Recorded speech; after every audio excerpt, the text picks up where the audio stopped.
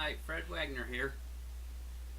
I'm doing a piece on this beautiful leopard. I'm going to be working on the right hand side here into the ear and building the fur in detail into this piece. I'm working with ETAC EFX paints with a custom Micron SB and just putting in the fur and erasing the detail into the fur.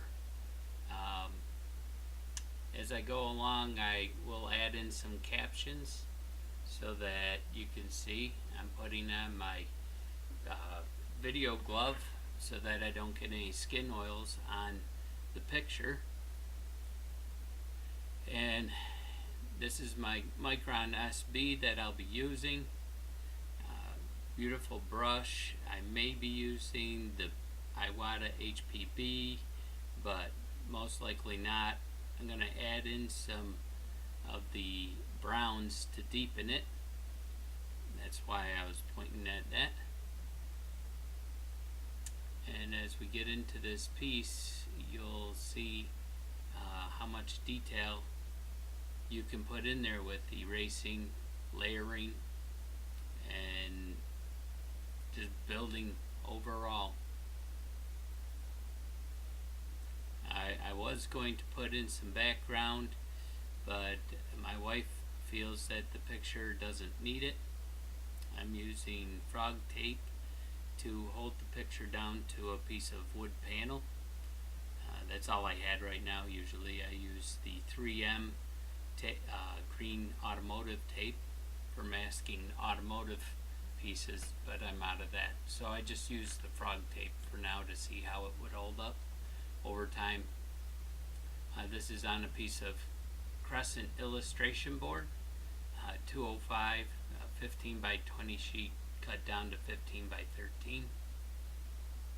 And I'm just setting up right now, getting ready to do this video. I've got it on a tabletop easel on a little table in my den, and all my art equipment is next to me.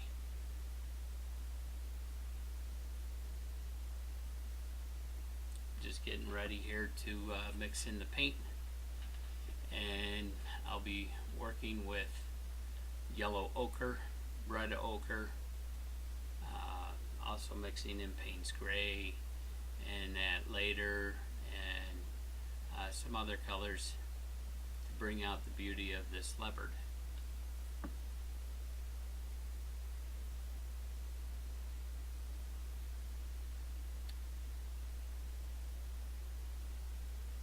In here, what I've got right here, this is a Mac valve by Iwata. I'm putting it on the bottom of my custom Micron SB, screwing it on. It's got a rubber O-ring in there that seals up to the bottom. On the bottom of the back valve, it's got a quick connect, and it's got that little dial that you saw there that you can adjust the air pressure. The air from the tank is set at 30 psi, and then I can adjust lower or up to 30 with it. Just adjusting that little valve, it can increase or decrease. When you reduce paints, you want to decrease your air pressure because it can dry on the tip easily. The thicker paints, you would want a higher air pressure and not adjust that valve. Right here I was demonstrating the air adjustment. However, with the background sound muted on the video, it didn't come through. That's why I'm doing this voiceover for you today.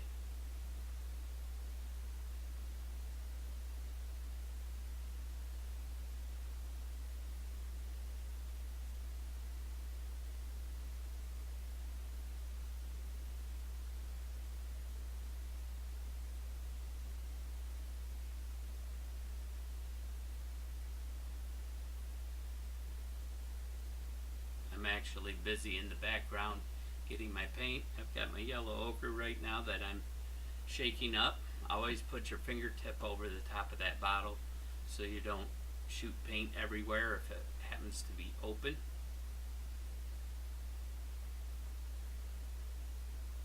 I usually use a reduction of 3 drops of distilled water to 1 drop of paint. Sometimes a little thicker, depends on how transparent I want it. I also can add in some transparent base by EFX. That doesn't change the thickness of the paint because it's the base that the pigment is in, but it's got no pigment. So you can use that to keep the same thickness of paint and be able to cover better, but with a more transparent paint. Whereas if you reduce with water. Another thing I'm showing you right here is I've taken off my pantyhose siphon custom device that you stretch over the neck of the bottle. What's happening, I think, is inside the tip, when the pantyhose is on there, paint collects and sits there while you're not painting and using the paint. And I think what's happening is that paint thickens and the pigment sits on top, and the rest of the moisture from the clear base drips back down in, and you end up with thicker paint up the top, and that'll give you more trouble trying to get it to spray through the thinner or the smaller nozzles.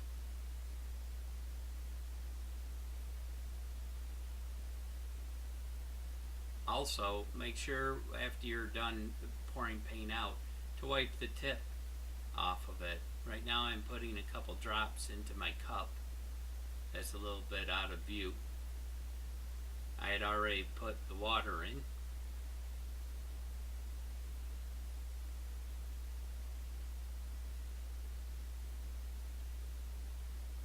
And I'm wiping it off on the towel that I have to the left of me.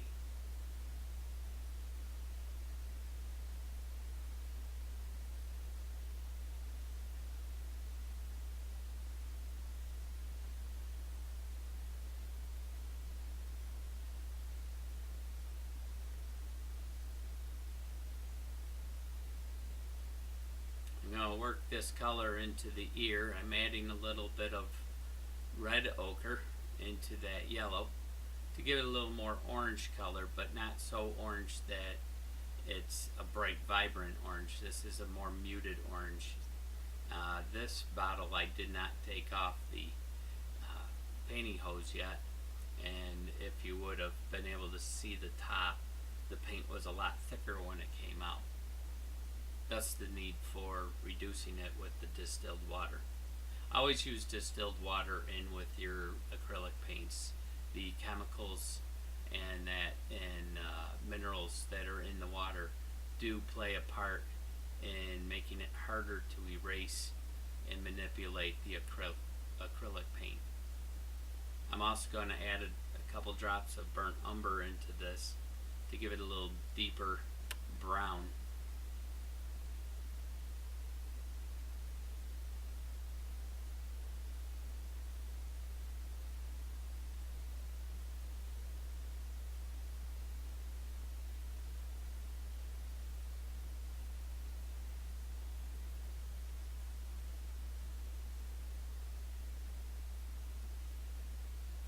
I'm using just some coffee stirrers that I got from the dollar store.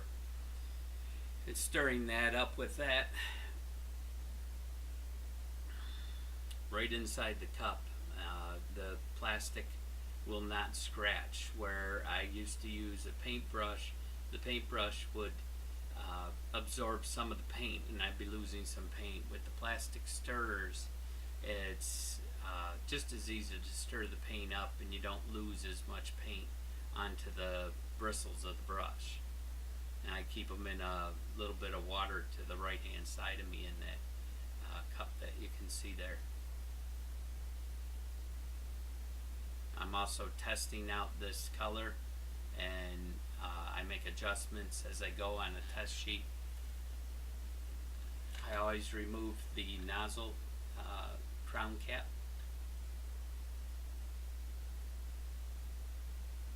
And I make sure I spray away from the board before I start painting. and I'm doing a series of dagger strokes, um, fairly light and misty, not too detailed yet, because I'll be going back into a lot of the areas and scratching with some scratching tools and hard erasers. And I'm finding that the paint right here is a little bit too thin and a little too brown, so I'm adding a little more yellow ochre into my mix.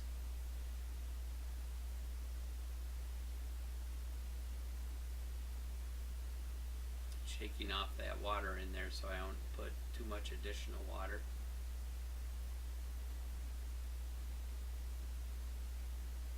And giving it a stir to get it well mixed again.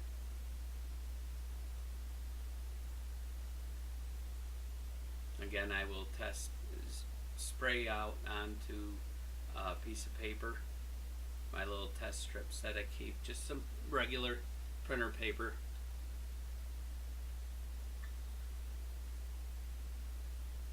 And again, I have not adjusted that MAC valve at all. And right now I'm just misting in the top of the ear where all the yellow is on the top of the ear. Later on we'll get into the gray of the ear.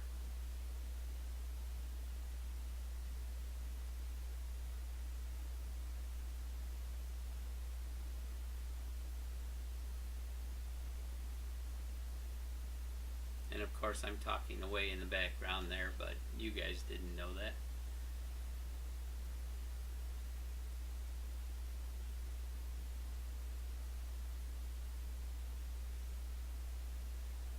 Doing a lot of little detail.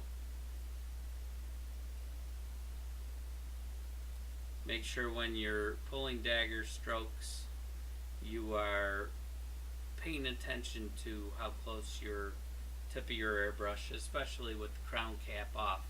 You can easily damage the needle. I pay close attention to my reference as I'm painting away. That's why I'm looking over to the left. I have an iPad sitting over there with my reference picture on it that I'm painting from.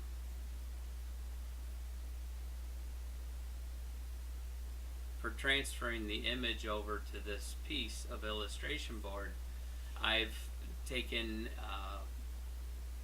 a custom made stand and I placed my phone over the stand, on top of the stand that hovers above the board. I lay the board flat down with the illustration board on it, and I use a tracing app to transfer the image over. I could very easily draw it on, however it would take me much longer to get the perspective and proportions correct. So rather than do a lot of erasing on the board and adjusting for sizes, I use the tracing app. It's much faster. The beauty of airbrush is the painting. It's not the drawing that you used to originally do. You're just using that as references as you're painting. Especially on a leopard with so many spots, it's easy to get lost on that drawing where you're at. I'm adding a little bit of brown down into the bottom of the chin that I missed when I was working on the chin earlier. Just some light dagger strokes going in between, and then I'll re-etch in some of the whiter fur that's been covered. I'm adding a little bit of the orange underneath the jaw here. It's an orangish yellow and into the fur, just to create a base color. I'm not doing dagger strokes right now. I'm just using light misting, and also up along the side of the leopard and his other leg and shoulder, and the back side of his neck.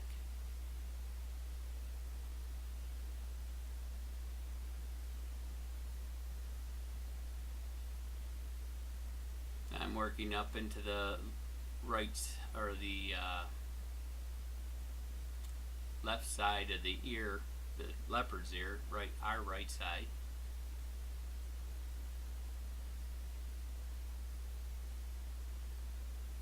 And starting to define some of that fur that's very loose and long and soft inside the ear.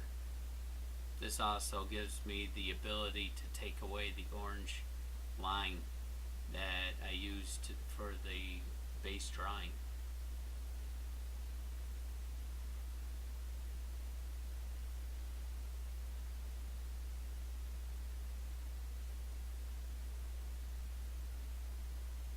I will do a couple darker dagger strokes into the base a lot of times before I start scratching and erasing the fur texture.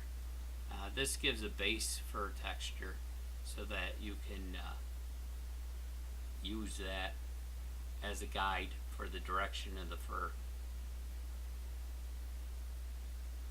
I'm also adding a little bit of brown into the muzzle where I missed that. Only because I didn't miss it technically, I just hadn't added it yet because I was working on other areas first.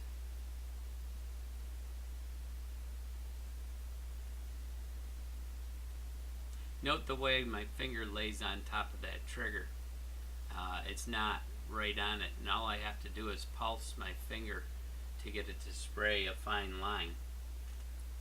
It's much more comfortable than having your finger bent on the top of that trigger. Saves your hand from hurting. A lot of people, when they use their fingertip, end up complaining that their hand tenses up and hurts.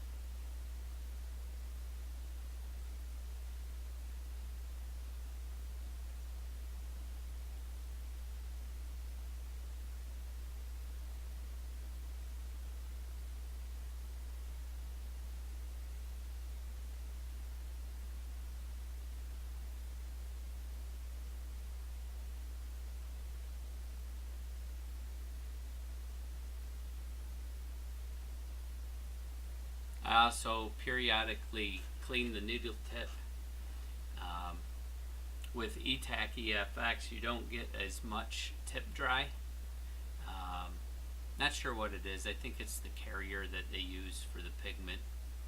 But I will clean that needle tip with a Q-tip and some water just to make sure it's clear of any dried paint, so I get the best, most efficient spray pattern and the cleanest lines. Now I'm working here with a Euro tool scratch brush. It's meant for cleaning rusty parts. It's got a small tip to it of fiberglass strands all held together.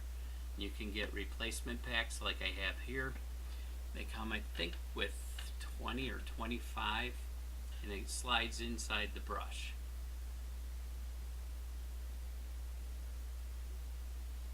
And when you glide it over the surface, depending on your pressure and the angle that you use, it creates the fur pattern. And I've used it all over this painting, in the muzzle and the nose, like I was pointing out.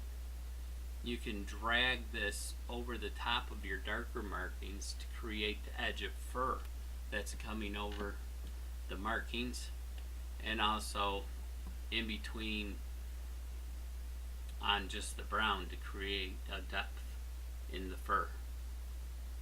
Once you go over with another layer of yellow ochre mixture that I made, it darkens what you leave behind because it's transparent, and the new white area that you just scratched out fills over with the new layer of paint, so that now you've got 2 to 3 values of paint out of one, well, technically 2 passes of paint. Your third value being your darkest, where your left paint. Your next value is where you've put the fresh paint on top of the scratched off white areas, and your third value is any white areas that you leave behind.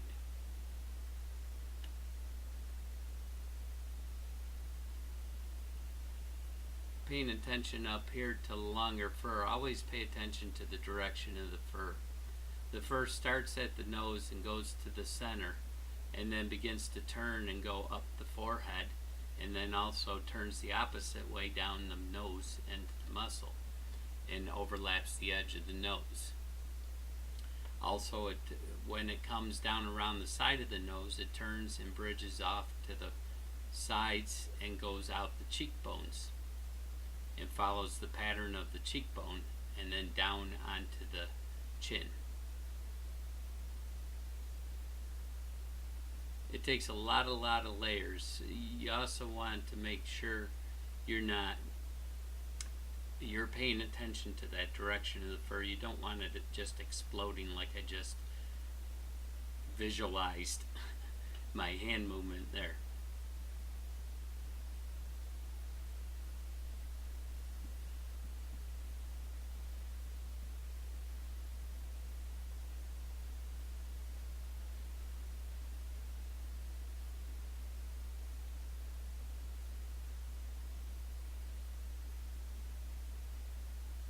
This is going to take a lot of time building up this fur and scratching.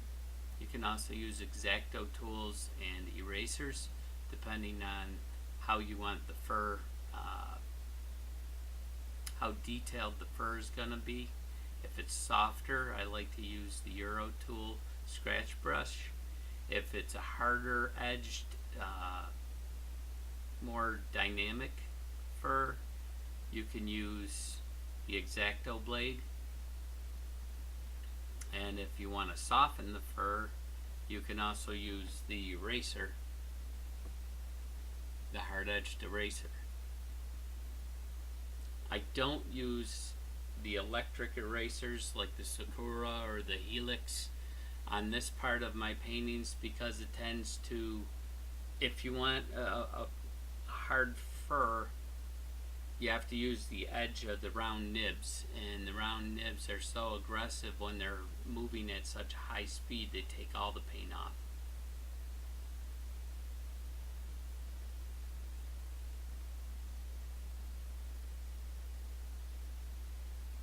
What I've done here on the white area is I've laid down a base of blue at first, because shadows on white are blue. And then once I get the blue in, then I etch over it with the erasers and the scraping tools to create the fur layers, like in the muzzle and there. And I'm showing you right here how I draw the lines down with it. And also I'm re-emphasizing the highlights on that chin where I put in that yellow a little bit ago.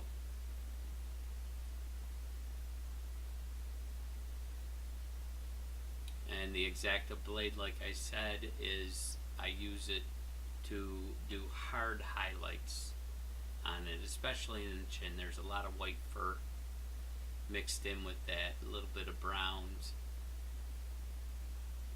And the blue and the gray is just to create the depth, shadows underneath the white fur.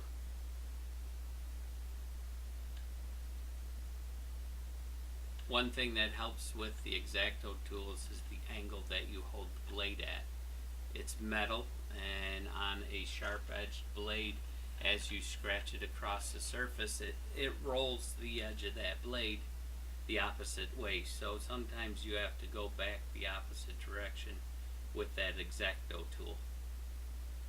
This is a number 11 X-Acto blade.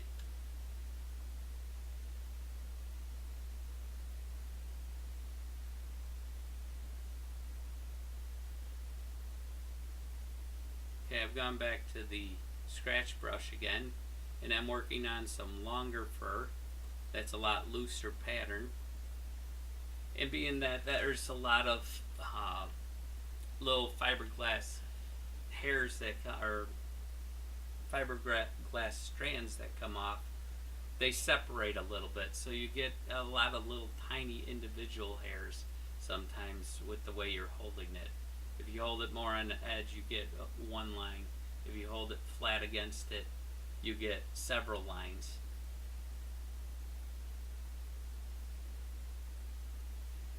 with the scratch brush and X-Acto tools and erasers, it doesn't do that much damage to the the illustration cardboard surface. Being hot press, it's a lot more durable and slick, and you can scratch off the paint relatively easily and get a lot of surface details in your paintings.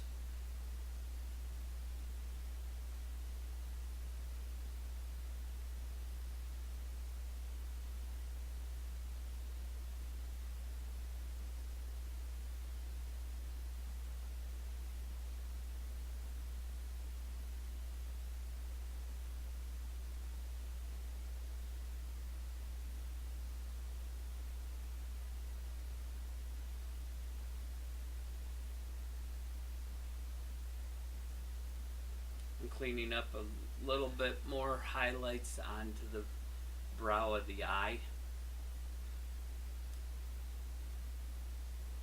and then picking out a few spots to bring in a little more detail on those markings.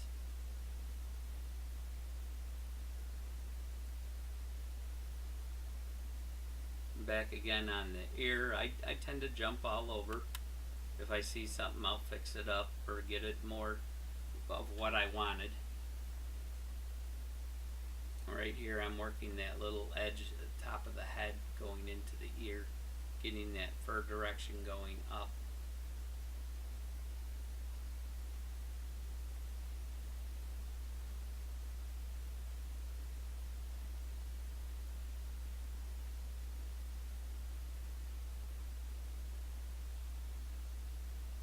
Always pay attention to the direction of the fur that is growing.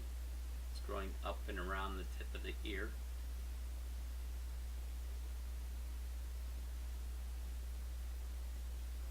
Now, being that I laid down the base, I'm just scratching in, and then I'll go back over again with the yellow ochre and red ochre mixture.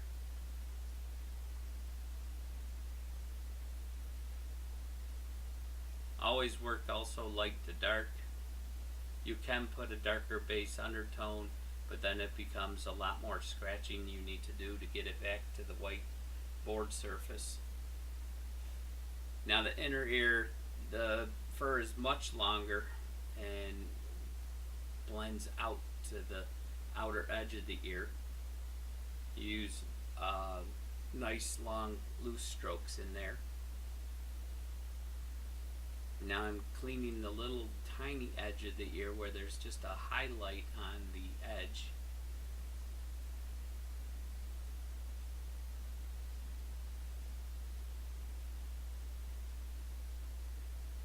The other ear, you can't see it as much as I'm pointing out right there. So I'm just going to clean up that a little bit where I see some differences. A lot of times if you look away from your painting for a while, or if you're stepped away for the evening, you come back to it the next day or whatever, you'll notice some things that you thought you had correct, and they'll suddenly pop out at you. That's why it's always beneficial not to try to speed paint through something like this, because there's lots of little nuances and detail in there that you can bring out in the painting to bring out that character of the leopard, tiger, whatever subject matter you have.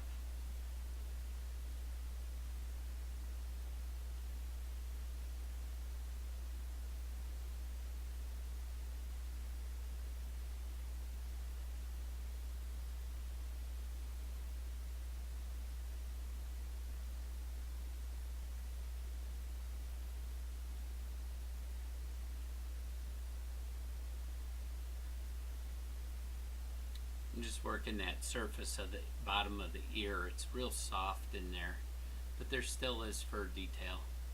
And then I'm bringing up the fur from the head on top of the ear base. Some of these are long, luscious strokes. There you go, luscious. That's a word to use in a description.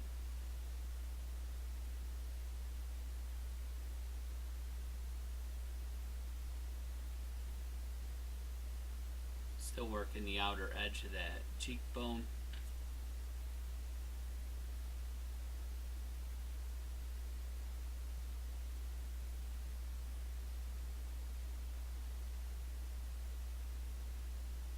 There's no need to rush when you're doing a painting this detailed. You take your time, build it, do it right. You'll be much happier when you're done with the project.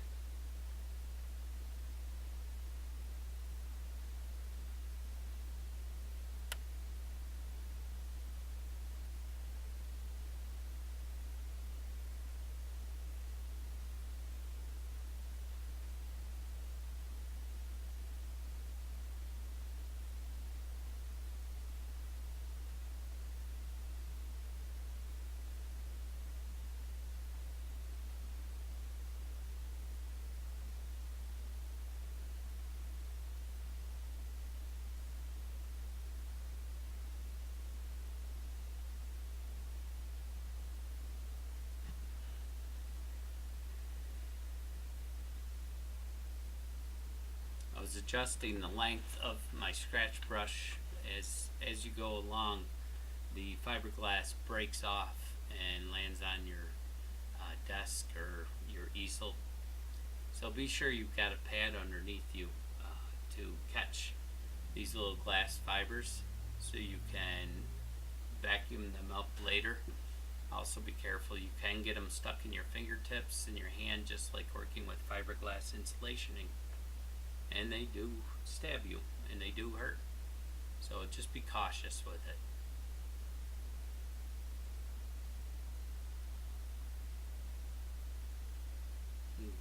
Adding a little texture up into the markings on the head.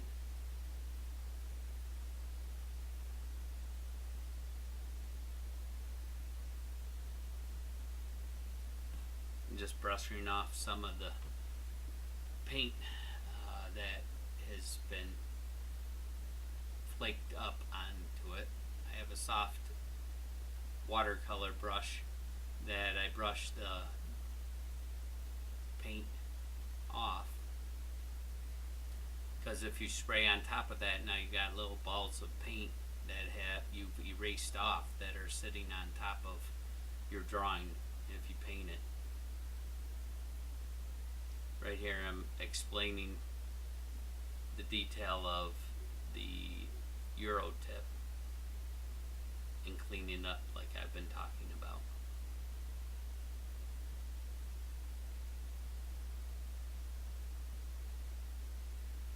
Right there I'm pointing out that it can get on your easel edge and on the table. So I use a little Black & Decker vacuum that I vacuum up the paint. It just happens to be hanging on the wall next to my art table. I'm working a little bit of detail fur into that lower chin and cheek. Paying attention to the movement of the fur and the direction that it grows. Also the length of the fur. Down there it's a little bit longer, so I'm using longer strokes. I'm also making sure I go a little bit different directions here, and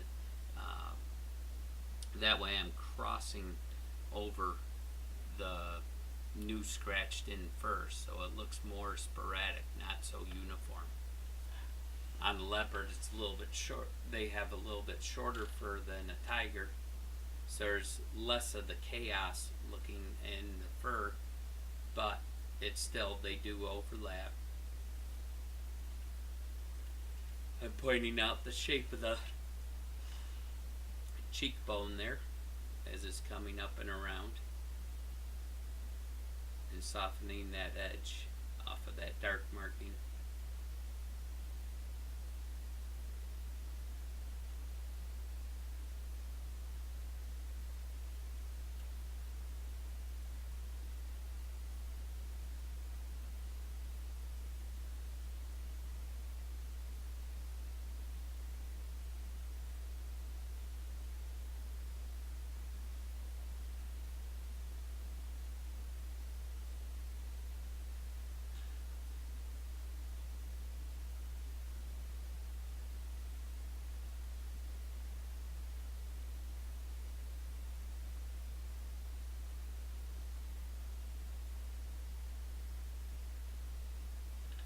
cleaning up a little bit more underneath where the white is just popping through that shadow underneath on his neck.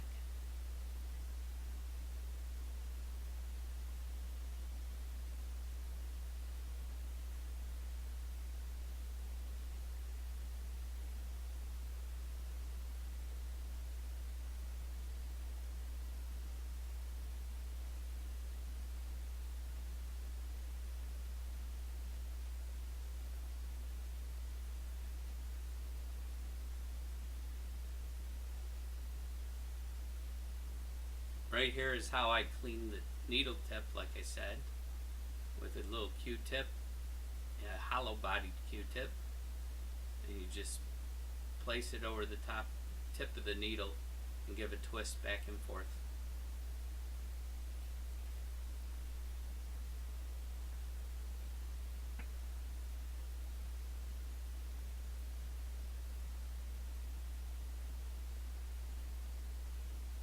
Now I'm misting back over what I've scratched on the browns to deepen the brown, and now you'll have that layers of fur.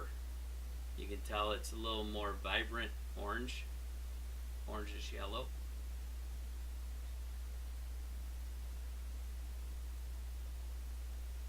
And I also will detail a little more in certain spots, paying attention to the value of that color in the certain areas where I'm at. I'm adding some longer strokes into the ear. It's merely a base layer in there right now. It's not the final details. As you notice, as I'm doing dagger strokes and light misting and stuff, I'm moving my whole arm and hand at the shoulder. I am not just using my wrist motion. If you use your wrist motion, you'll tend to get a little more wiggle at the end of your stroke.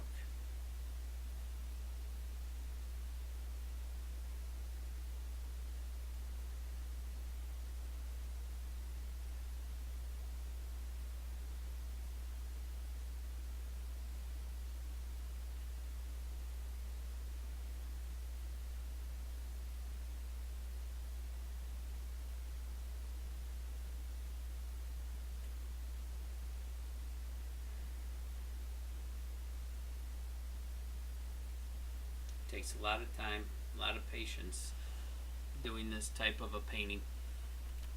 There's a lot of little nuances and details to add into it.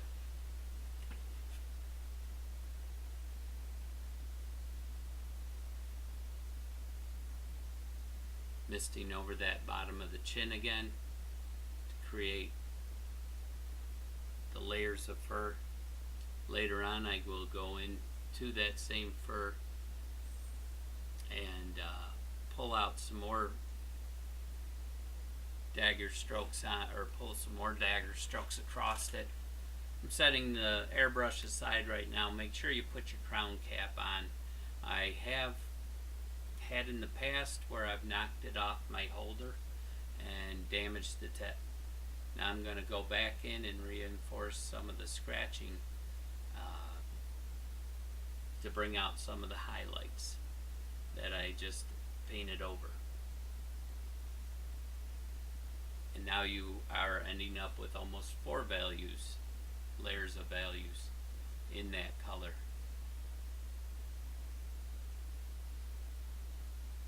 You're not changing the hue of the paint so much, just the value, the light and darkness of that color.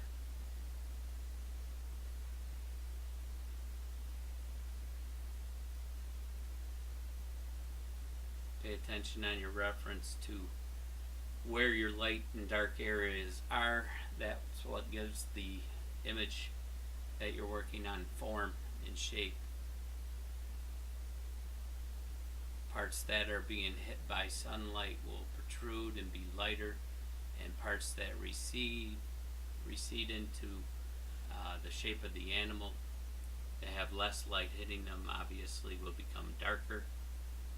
They may be the same color, but they are darker. in value.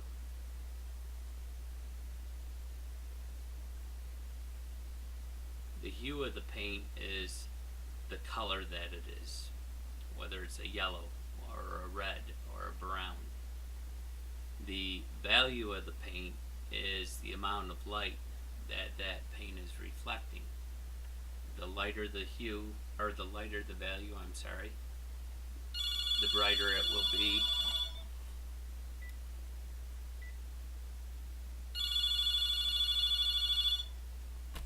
I'm sorry.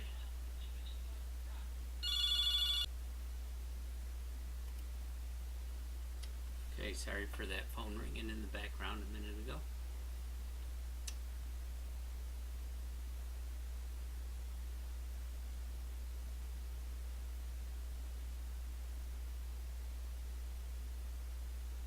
And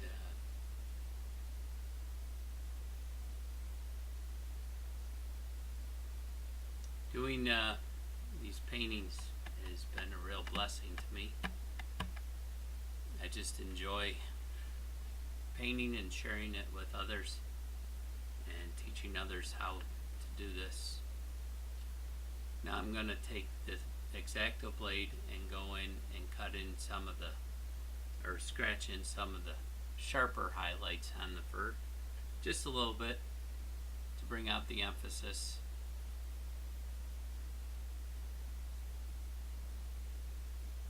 You don't want your fur to look flat. You want it to look full and realistic. With the X-Acto tool, you can scratch just lightly. If the paint's been on the board for a while, you can scratch lightly and just take off the most recent layer, or you can scratch harder and bring it all the way back down to the white board. As the paint dries longer and longer, it's harder to do this, so you don't want to wait too long for scratching in like this.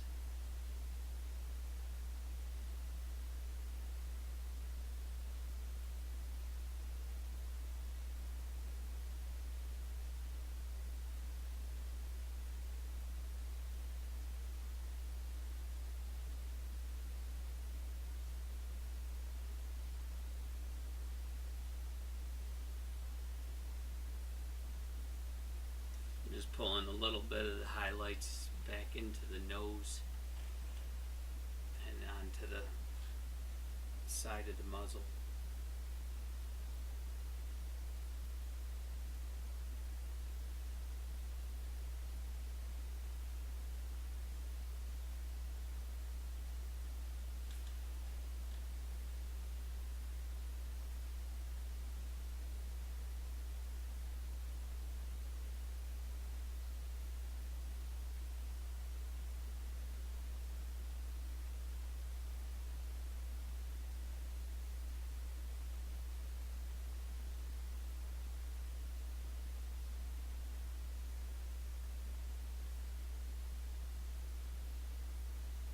As you can see, it's very little intricate moves, especially on the nose since the fur is sticking up at you.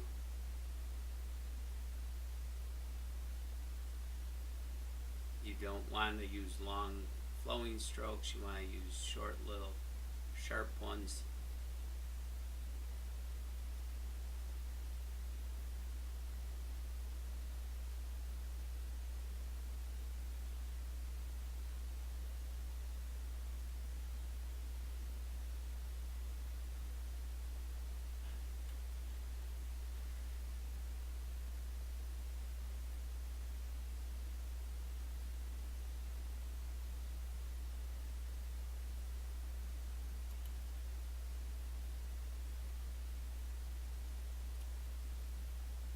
To attempt to speed up the painting.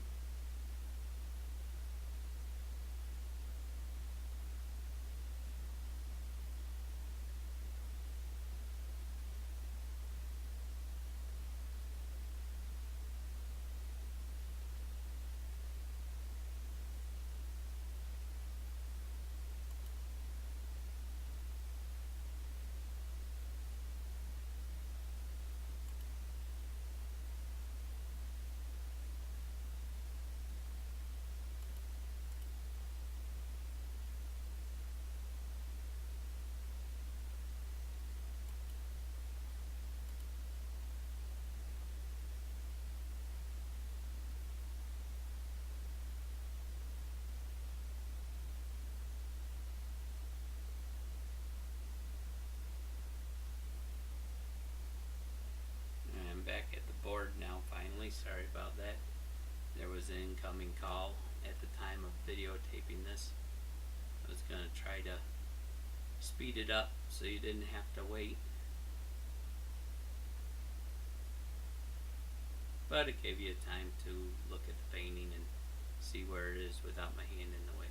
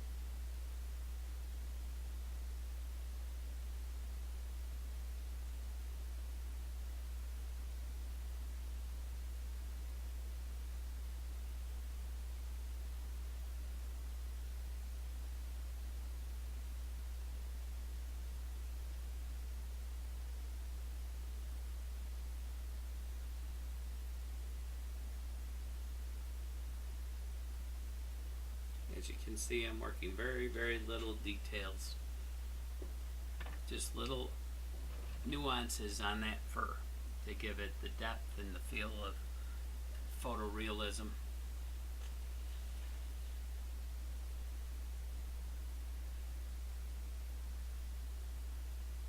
Now I'm going to try to advance this, do a little higher speed so as not to bore you guys too much. It's already a pretty good long video. You get the gist of what I'm doing, how I'm scratching.